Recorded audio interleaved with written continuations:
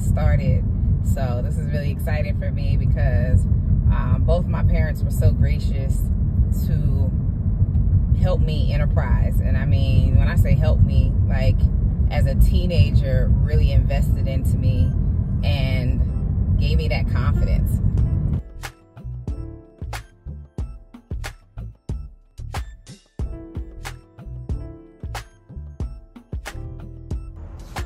I'm so concerned. Is it safe to go in? Yeah. All right. Al, say hi to the people. Hello, how are you, people? This room right here, the famous laundry room, this is where Rare Essence got its start, its origins. Yeah, I was a teenager. It was the 90s. I had got my first business card. You couldn't tell me nothing. Do you hear me? I had a pager on there, so that lets you know the time that it was, because you got to understand, early 2000s, late 90s, I mean, if you had a cell phone, you had money. The average person did not have a cell phone. And so I had my pager, and it's just crazy to go back to my very first business card when I chose to invest in myself and to market myself so I could get more clients. It brings back so many memories just to be in this room right now and to remember where I started. Because most people, when they think of somebody doing hair in the house, like they think of a place that's not designated. It's just maybe on a couch or sitting on the floor. But like I literally had a seat for them. I had music. I had it was like a vibe up in here, you know? So before my mom allowed me to come into the laundry room, I used to braid here on the side of the house. And after a while, my mom started seeing I was taking it seriously. And this is when we came in here. It was dope because my clients could come through the side of the house, you know what I'm saying? And then we walk, this be the entrance of my salon. I really got to credit my mom for allowing me to come from the side of the house into the laundry room, because the laundry room literally was a salon suite before there were ever salon suites. Like our laundry room was a decent size, right? And so my mother, she's seen that I was really taking this seriously. I would come home from school and I would do clients after school and then on the weekends. And over time, my mom was just like, you know what? Let me help my daughter. And so she actually seen a yard sale, seen some chairs for sale, and got me some extra chairs for my waiting area. And so I had the whole setup, right? I had my music. I had my products on the back of the washer and dryer. I had my waiting area off to the right. And you wouldn't even believe that this was just like somebody's laundry room. This was a full setup as a teenager. And so this just really takes me back. And it just reminds me of how important it is to continue to do what you enjoy doing, because you never know what it can become. And my father, he recognized like how dope I was. And at that time, my parents had separated, so he wasn't really in the house, but he knew what I was doing because I was telling him. And he's just like, you only charging, you know, $5, $10 at the time? And I'm like, yeah, daddy, you know, because it's the 90s. I'm a teenager. I'm just happy to get anything, you know? And he's like, you need to go up on your prices. And I'm like, I remember how I felt, because I felt like I'm so scared to change my prices because I felt like my clientele couldn't afford it. And it's crazy because I feel so often that there are a lot of stylists that feel the same way. They're like, I know I deserve more. My skills are at another level. But at the same time, I'm afraid to go up on my prices because I feel like I'm going to lose clientele. You know what I mean? And the reality is you will. But it's not to the point where you can't recover. You're going to get clients who are willing to pay your new rate if you are adding value. When did you start letting your hair grow back? It grew fast. Yeah, I did. I cut it off like 2 months ago. Wow, it grows fast, huh? Man, it said like mine in October. 2.5 months. Look, I got my ID. People don't believe me. What's my life? Yes, ma'am. That's my driver's license. It's 2027. Oh, my. Yeah. That's Will. You want to see my braids? Yeah. What? Bring your hair out? Yeah. Do some of that old school, you know, crisscross stuff, you know. I feel like that with this Benny cap, but I don't be wearing them. It's getting long. Yes, it is. Yes, it is. Yeah. Let's go up with your CD player. Yeah. With this little pad right behind you. I ain't been to the Dollar Store yet. All right. All right, see y'all. Stay rich. But yeah, like around the mid-90s, this is where I was at every weekend and every afternoon after school. This is where I'd be at doing hair. Yeah. Wait. China. How did she get the name China? Well, it's a long story.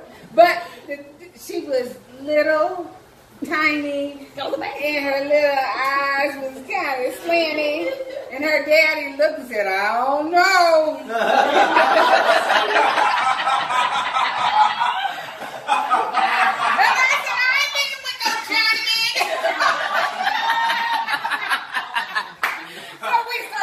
China. So that's when she got the name China.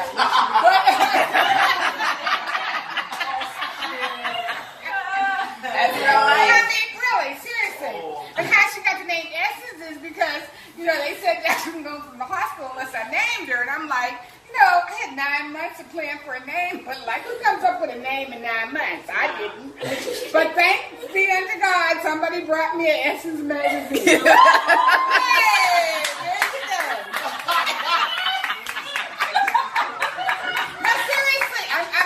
I'm so serious. My mom passed away about a year and a half ago, and I was the only child that was with both my parents when they passed. And I never really understood like the significance of that. You know what I mean? Like literally when they took their last breath, I was the only one there. My father, he was in the hospital for 6 weeks, and prior to that, I never knew my father to be sick like at all. You know? Yeah, he doesn't look like he's doing good, but I have faith. I trust that he's gonna be good and we're gonna get out of here and we're gonna bounce back. And so he was saying a lot of things that I even refer to now because he knew that it was pretty much about to be the end. And so he's sharing certain things with me. And so, you know, that was a challenging transition because my father was the entrepreneur in the family. You know what I mean? He was the one that like defied the traditional way of doing things. And so when it came to me being a hairstylist and being an entrepreneur, he was like, run with that. Why would you deny that gift to go and do a path or go down a path that doesn't really align with you, you know? And so I had both of them. I had my mom speaking life into me, and my father speaking life, but just from a different perspective. You know what I mean? He always really taught me to believe in myself. And so in the last 5 years, I lost both of them. Literally a year after my father passed, my mom got sick, and maybe a couple months after that, she got diagnosed with cancer. And my mom was a trooper. Do you hear me? A freaking trooper. I mean, people would always say, you wouldn't even know she was sick. You know what I mean? Had it not been for you just knowing her diagnosis or whatever. But in terms of her energy and her spirit, like she was just, you wouldn't know something was wrong with her, but that's how she just carried herself. And I started my business here. We're in the middle of doing renovations right now. So this was my parents' bedroom right here. Doing some work in there. And kitchen and dining area. This is where we had all our fun, you know, watching movies, laughing and joking. So we're getting this floor up. And literally I kind of just been taking my time with this project because it's something that I've never done before, and I really didn't know how to even attack it, you know what I mean? And the first thing was to get all the stuff out. And that was huge because my mom had been in this house for 40 plus years. And not only was her stuff in it, it was a lot of, you know, my sibling stuff, my stuff. So it was a lot of stuff in here, and there still is a lot of stuff in the garage, but nevertheless, so just that was the first hurdle. And I remember my brother coming in town. He was like, yeah, I want to go over to the house.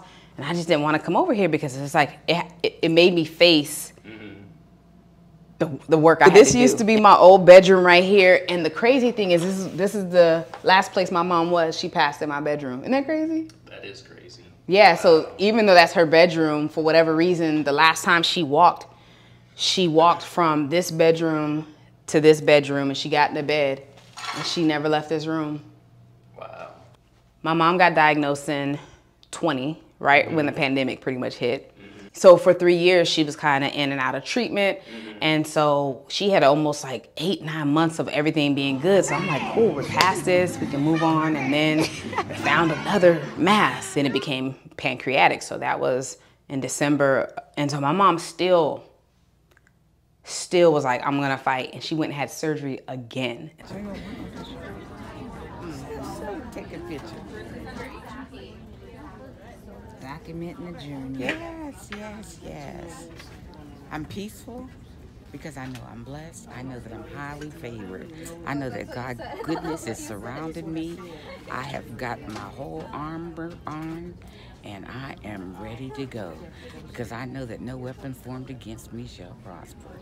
I know that Almighty God, who sits on the throne, who sits high and looks low, has me covered, and he's working it out for my good. And so she went and got like half of her pancreas cut out, and then she went right back into treatment. And I was like, Mommy, I don't want you to feel like you have to be here for, because I've kind of felt like she was doing it more for us than it was for herself. Like after some point, you're tired of fighting, you know what I mean? And even though you may be a person of faith, it's just like, you know, if God wants to heal me, he will, you know?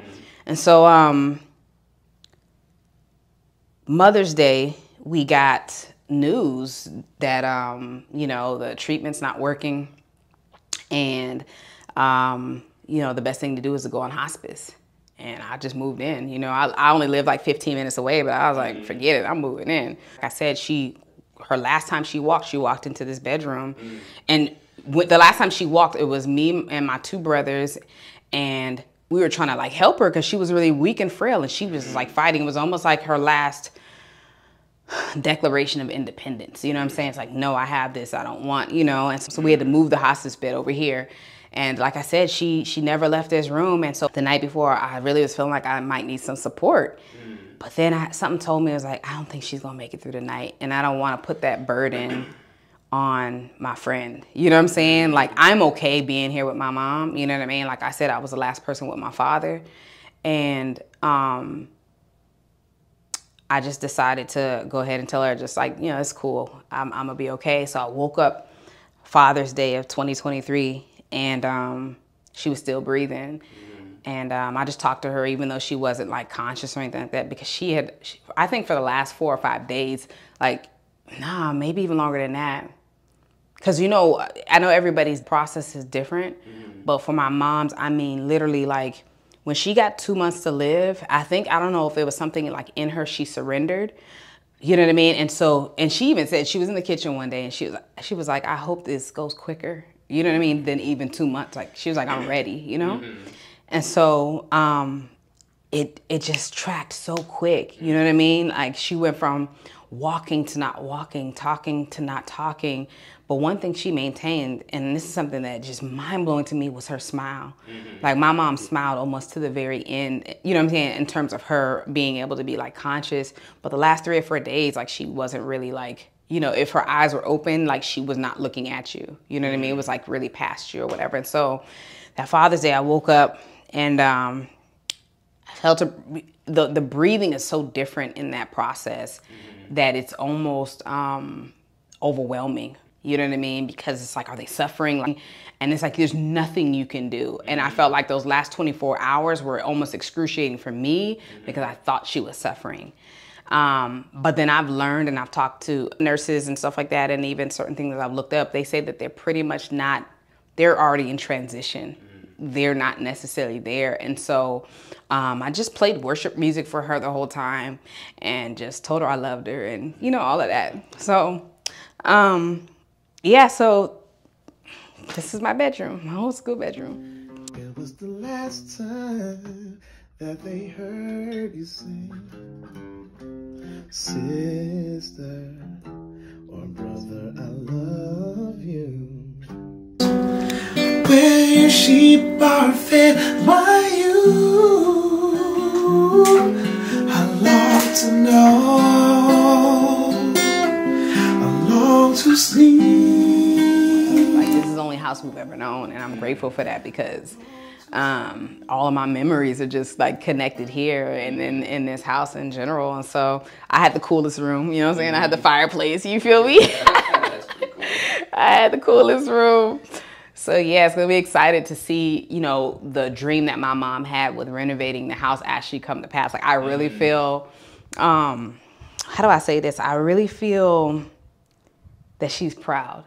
you know, that I'm actually getting the work done. And so I'm just happy that I'm able to actually start moving on it, because I didn't know if not to say that it's like it is a big undertaking. I don't want to minimize it. Yeah. But for me, it is, because, you know, just getting everything out, and sometimes you don't recognize that you don't want to get rid of things because of the connection and the memories and all that stuff. And so I think that she's really proud, and I'm just excited to see what it's going to be when it's all said and done. Yeah. I remember back in the day, like, I used to have all types of pictures of like magazine pictures. And so I had like a whole vibe type of wall right here. And then my brother, he would take pictures right next to this wall when I would twist his hair and stuff like that. So like, he was always my mannequin. He was always my model. So I would learn how to do certain styles on his hair, because I never wanted to practice hair on somebody without really knowing what I was doing. So my brother was like my first guinea pig, you know?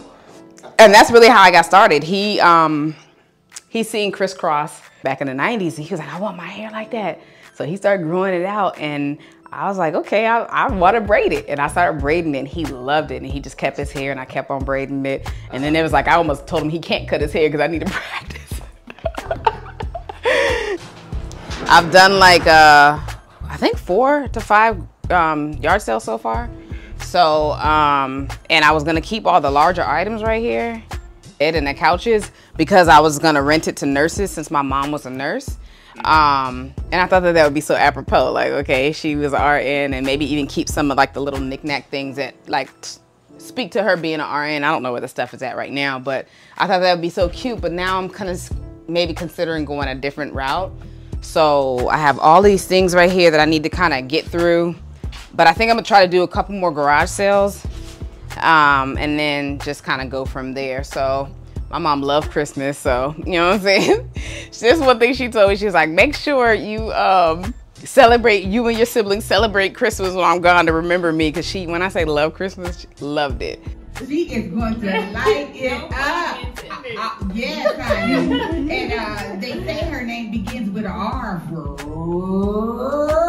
And I mean, she's going to be rare tonight. Yes, we got it going on. So my mother may be getting the spirit. She's put my tree together. I ain't got no ornaments yet, but yeah, no. Hey, get it, mommy. Hey. Like I said, I FaceTimed my brother yesterday. He was like, oh, mommy be so happy you got that carpet up. We were talking about that carpet all the time. It's like, mommy, if you shampoo that carpet one more time, cut it out, and cut it out, literally. This is my mom and my dad. So this is my father. This is my mother. This is my beautiful mom. When I say I used to call my mom a baby doll, I think she's just so gorgeous. This is my older brother, my younger brother. This is the one who I used to braid his hair all the time. And my older brother, he had hair too, but my younger brother was my guinea pig. And he has some cornrows in this picture, but you can barely see him. And this is myself and my sister. Yeah, this is the last picture we took together. My brothers came in town, and my mom was really sick. And that day, I remember the doctor had called us and told us that she needed to go to the hospital right away. Oh, and this would have been, yeah, that day. This would have been March, and my mom passed in June. Oh, wow. Yeah, and so she went to the hospital, but she took her time. She took her sweet time. Now I'm headed to a park that my mother and I used to go to, and so whenever I'm thinking about her and I'm in this area, I come to this park because it just reminds me of her. And so we started going here maybe around the pandemic when there wasn't many things that you could do. And because Arizona's a desert, it's landlocked. We don't really have like water. So this is like a little pond. But it's so cute because of the ducks. We would just come over here and feed the ducks, observe, you know, the nature. And so I'm headed there right now just to reminisce.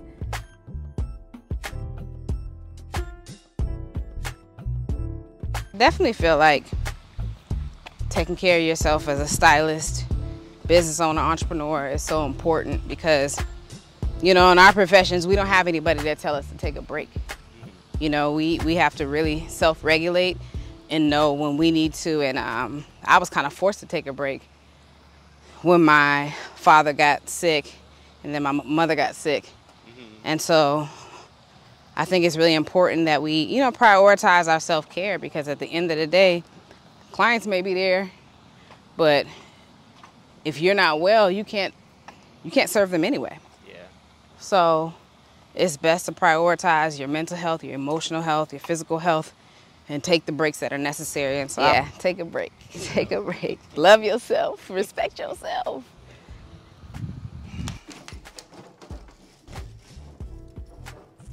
One thing I love about this house is, like, come see over here, like how much light there is. Like when the blinds are closed, like you don't really see how like bright this house is, but when this windows open, is dope. And I would always know when I would come over my mom's house and I would pull up, I would always know if like she was having a good day. You know what I mean? Because that means that if these blinds are open, she done got out the bed, you know what I'm saying? She done probably came in here and sat down and enjoyed some sun, you know? But anytime that I would come over here and these blinds would be closed, it's like, oh, she may not have had enough energy to get up. And so I would just come in and just like sit down and have, you know, good conversations with her. But like, I love growing up in this house because it was just so bright. And I think that's why even where I live right now, it's like, I love large windows. I love a lot of sun coming in. But that's the good thing about living in Arizona. There's always a whole bunch of light. You're always going to have sunshine. So it's like Phoenix is sunshine every day. I find that there's a lot of people that live, like they move from the East Coast or they move from even like a place like Seattle, and they feel being here because of just the sun. I recognize it too. When I moved back from Maryland, because I can say that before I moved, I wasn't really self-aware. Even though I was raised here in Phoenix, I would go to Chicago for Christmas or Chicago for the summertime or Pittsburgh, because that's where my parents are from. And I enjoyed being in different climates and stuff like that. But there was something about me living somewhere for 3 years, day in and day out, that when I came back to Arizona, I started to appreciate Arizona in a way that I never could have prior to leaving, because it's like we're surrounded by mountains. Like every direction you look is mountains. You know what I mean? And not only that, we have sunshine every day, clear skies every day. So I love that.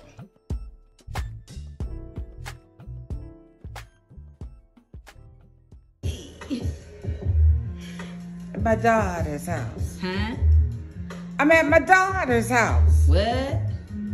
Up on the mountain. Huh? Looking out at the moon. Huh? What? Cousin Jenny in the house. Bring it back. All the way from ATL, Pittsburgh, ATL. Huh? yeah, that's what I'm saying. What? Kim burnt her arm. What happened? Kim burnt her arm. Say word. I said, at my daughter's house. At my daughter's house. Yeah. Yeah.